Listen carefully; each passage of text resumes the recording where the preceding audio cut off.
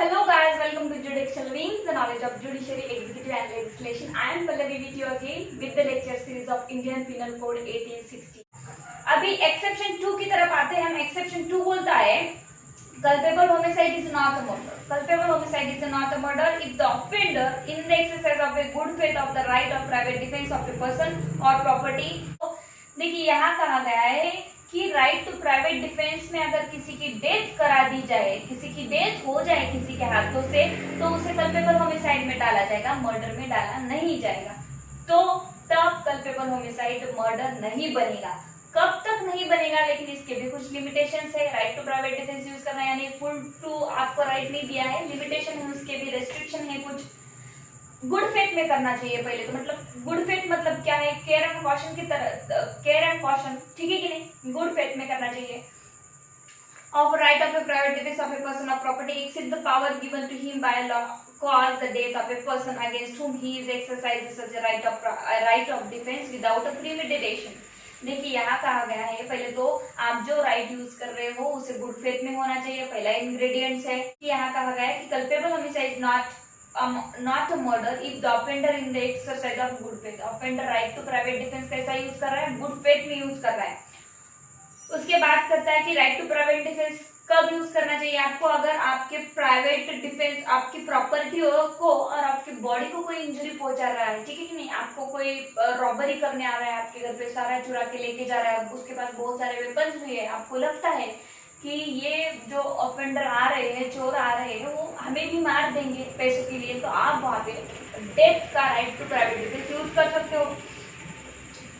और person of property exceed the power given by law and cause the death. देखिए exceed the power given by law किसी की death cause करने का किसी को राइट नहीं देता है, ठीक है कि नहीं, जाओ और उसे मार दो, ये राइट लॉ ने अब तक तो किसी को दिया नहीं है। एक्सेप्शनल केसेस में इनकाउंटर का राइट है पुलिस को, और जजेस को हैंगिंग की पनिशमेंट देने का राइट है। इसके अलावा किसी की डेथ कॉज करने का किसी को भी राइट नहीं दिया है, लेकिन ये यहाँ पे बोला गया है लॉ के पावर के एक्सीड भी जाके आप किसी की डेथ करा सकते हो आपके राइट टू प्राइवेट डिफेंस में, अगर वैसी सिचुएशन वहां पे है। गुड फेथ का मतलब ही यही है कि वहां पे सिचुएशन क्या है, उस सिचुएशन को देख के सामने वाला मेरा मर्डर करने वाला है, तब आप ये right to private defence use कर सकते हो, तब आप उसकी डेथ कॉज कर सकते हो, exceed the power given by law, ठीक है कि नहीं। लेकिन आपके पास टाइम है, आप पुलिस को कॉल कर सकते हो, आप किसी को बुला सकते हो, आप आपका खुद का प्रोटेक्शन दूसरे वे में कर सकते हो, आप वहां से भाग जा सकते हो, ठीक है कि नहीं, तब आप आपका डेथ कॉज करने का right to private defence use नहीं कर सकते। इसलिए गुड फेथ यहाँ पे शब्द दिया गया है, राइट विदाउट प्रीमेडिटेशन। लेकिन आप भी right to private defence use कर रहे हो तो आपका भी कोई प्लानिंग वगैरह नहीं होना चाहिए, यानी कि वो मेरे घर पे आने वाला है रात को 12 बजे, ठीक है कि नहीं, मैं पूरा प्लानिंग करके रखता हूँ और मैं क्या करूंगा, उसकी डेथ कॉज कर दूंगा, बाद में क्या करूंगा, डिफेंस ले लूंगा कि मेरे घर पे कोई 12 बजे आने वाला था, मुझे लगा कि चोर है इसलिए मैंने उसे मार दिया। ये आपके तो प्लानिंग थे उसे मारने के, 12 बजे बुलाना था उसको, फिर आप मारने वाले थे, तो ऐसे प्लानिंग के साथ अपनी right to private defence use नहीं करना चाहिए। And without any intention of doing more harm than is necessary for the purpose of such defence. देखिए मोर हार्म के बारे में बात कर रहा है, सामने वाले के पास सिर्फ लकड़ी है एक, आप वो लकड़ी से मारने वाला है आपको, आप डायरेक्टली उस पर गोली चला दे रहे हो, तो ये भी नहीं चलेगा। जितना हार्म वो कर रहा है और आपको लगता है कि जितना हार्म उसको रोकने के लिए नेसेसरी है, उतना ही हार्म आपको यहाँ पे यूज करना है, उतना ही राइट टू प्राइवेट डिफेंस आपको यहाँ पे यूज करना है, अदरवाइज बहुत सारा प्राइवेट डिफेंस आपको यहाँ पे यूज नहीं करना है, ठीक है।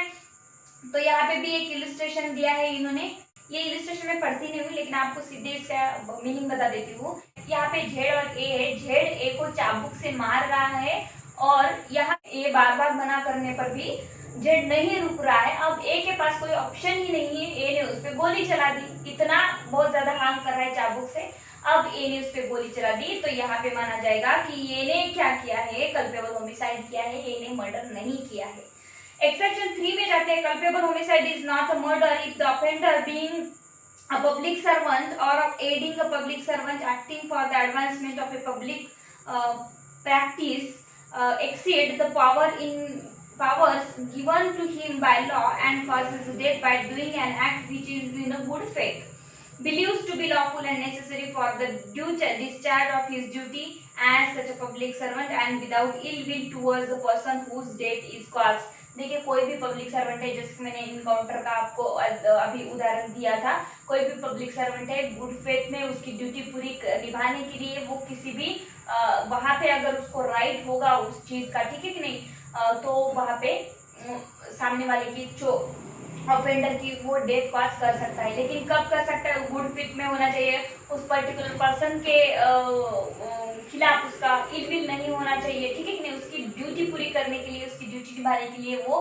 डेथ कॉज कर सकता है। जैसे कि सीआरपीसी में बताया गया है कि जिस पर्सन को लाइफ इम्प्रिजनमेंट है उसी पर्सन को आप इनकाउंटर कर सकते हो, ठीक है कि नहीं। तो लॉफुल पावर में ये राइट एक्सरसाइज करना चाहिए पब्लिक सर्वेंट को।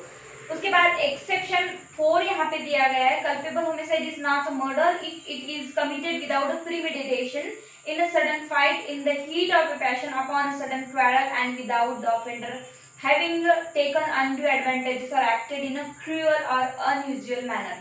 कल्पेबल होमिसाइड मर्डर नहीं होगा जब तक वो प्री प्लानिंग के साथ किया नहीं जाएगा, ठीक है। हमने पहले भी वीडियो में देखा है कि जो एक्ट विदाउट प्लानिंग किया जाता है उसे कल्पेबल होमिसाइड में रखा जाता है, लेकिन प्लानिंग करके अगर आप किसी को मार रहे हो तो उसे कहाँ रखा जाता है? मर्डर में रखा जाता है। तो यहाँ कहा गया कि विदाउट प्लानिंग होगा तो उसे कल्पेबल होमिसाइड में रखा जाएगा। लेकिन यहाँ सडन फाइट होगा पैशन में, सडन फाइट और हीट एंड पैशन में किया, सडन फाइट और हीट ऑफ पैशन में अगर किया होगा तो उसे भी कल्पेबल होमिसाइड में डाला जाएगा, क्योंकि वहाँ पे प्लानिंग नहीं है कोई भी। लेकिन फिर भी अनड्यू एडवांटेजेस यहाँ पे अनड्यू एडवांटेजेस नहीं होना चाहिए। अनड्यू एडवांटेजेस मतलब क्या है? कोई दो पर्सन झगड़ रहे हैं हीट ऑफ पैशन में, ग्रेव एंड सडन प्रोवोकेशन में, बट एक पर्सन ने इतना ज्यादा फोर्स यूज किया, बहुत ही क्रूरता से उसे मारा है जहाँ जरूरत ही नहीं थी उसको इतना मारने की, और फिर उसकी डेथ हो जाती है, तब ऐसे सिचुएशन में उसे मर्डर में डाला जाएगा। तो यहाँ पे इसका एक्सप्लेनेशन भी दिया है, it is immaterial in such A cases which party offers the provocation और कमिट्स द फर्स्ट असॉल्ट। देखिए कोर्ट ये नहीं देखेगी ये इमटेरियल माना जाएगा, इसका कोई महत्व नहीं है कि जब क्वारल हो रहा था दो पार्टी के बीच में तो शुरुआत किसने की थी, पहले किसने असॉल्ट किया था, किसने कितना मारा है, ये सभी बातें इमटेरियल यहाँ पे हो जाती है। इसका कोई महत्व नहीं है कि किसने शुरुआत की थी, क्या इतना झगड़ा क्यों, झगड़े की शुरुआत किसने की थी, किसने पहले मारा था, किसने क्या किया, ये मटेरियल नहीं है, क्योंकि यहाँ पे तो डेथ ही कॉज हो गई है, ठीक है कि नहीं। इसी यहाँ पे इतना ही महत्वपूर्ण होता है कि किस सिचुएशन में उसे मारा गया है, कल्पेबल होमिसाइड में रखा जाए या मर्डर में रखा जाए। आगे का एक्सेप्शन 5 बोलता है culpable homicide is not a murder when the person whose death is caused being above the age of 18 years suffer a death or takes the risk of death with his own consent. देखिए अगर कोई भी person है, देखिए हम बहुत बार देखते हैं कि यहाँ पे एक एप्पल रखा जाता है और दूसरा दोस्त वहाँ पे निशाना लगाता है, ठीक है कि नहीं, दोनों की भी वहाँ पे उस पर्सन की कंसेंट होती है कि ठीक है मैं अपने सर पे एक एप्पल रखता हूँ, तू पिस्तौल से निशाना लगा। अगर वो जो पर्सन बोल रहा है कि मेरे सर पे मैं एप्पल रख रहा हूँ, तू निशाना लगा, तो वो कंसेंट दे रहा है उसे गोली चलाने की। और अगर वो पर्सन 18 साल के ऊपर का है जिसके सर पे एप्पल रखा है, ठीक है कि नहीं, अगर वो प्रूडेंट मैन है, 18 साल के ऊपर है, साउंड माइंड मैन है, अनसाउंड नहीं है, पागल नहीं है, उसको सब समझ में आता है, तो ये कल्पेबल होमिसाइड में डाला जाएगा, इसे मर्डर नहीं माना जाएगा। लेकिन वो पर्सन जिसके सर पे एप्पल रखा है वो 18 साल के कम उम्र का है, बच्चा है, अनसाउंड माइंड है, उसे समझ में ही नहीं आता कि मैं क्या कंसेंट दे रहा हूँ, तब इसे मर्डर माना जाएगा, ठीक है। तो ये बोलता है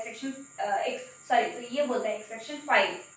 कल हमने कंप्लीट कर ली थी कि कौन से कल्पेबल होमिसाइड मर्डर माने जाएंगे, ठीक है कि नहीं, कौन से कल्पेबल होमिसाइड मर्डर माने जाएंगे, जहाँ पे बहुत ही ज्यादा प्रोबेबिलिटी है, जहाँ पे सफिशिएंट है, जहाँ पे प्लानिंग के साथ जा रहे हो, बहुत ही डेंजरस एक्ट कर रहे हो, तो वो मर्डर हो गए, ठीक है कि नहीं। और कौन से मर्डर नहीं होंगे, ग्रेव एंड सडन प्रोवोकेशन में कर रहे हो तो वो मर्डर नहीं होगा। बोलते हैं पब्लिक सर्वेंट कोई लॉफुल एक्ट कर रहा है उसमें डेथ कॉज हो जाती है। तीसरा बोलता है कि राइट टू प्राइवेट डिफेंस में अगर कर रहे हो और कोई प्रूडेंट मैन कंसेंट ही दे रहा है खुद, तब ये 5 जो एक्सेप्शन है इसमें अगर किसी की डेथ हो गई तो उसे मर्डर नहीं माना जाएगा, उसे कल्पेबल होमिसाइड माना जाएगा। तो उस पर्सन को सेक्शन 304 के तहत पनिशमेंट मिलेगी, 302 के तहत नहीं मिलेगी, ठीक है। ये जनरल एक्सेप्शन है, ये कल्पेबल होमिसाइड है और ये मर्डर है, ये तीनों भी हमने यहाँ पे रख दिए। जनरल ऑफेंस का तो पहले बता दिया कि मर्डर है ही नहीं। यहाँ पे डेथ कॉज होती है, यहाँ पे भी डेथ कॉज होती है, ठीक है, और यहाँ पे भी डेथ कॉज होती है। तो जनरल एक्सेप्शन को कब कल्पेबल होमिसाइड माना जाएगा और कब मर्डर माना जाएगा?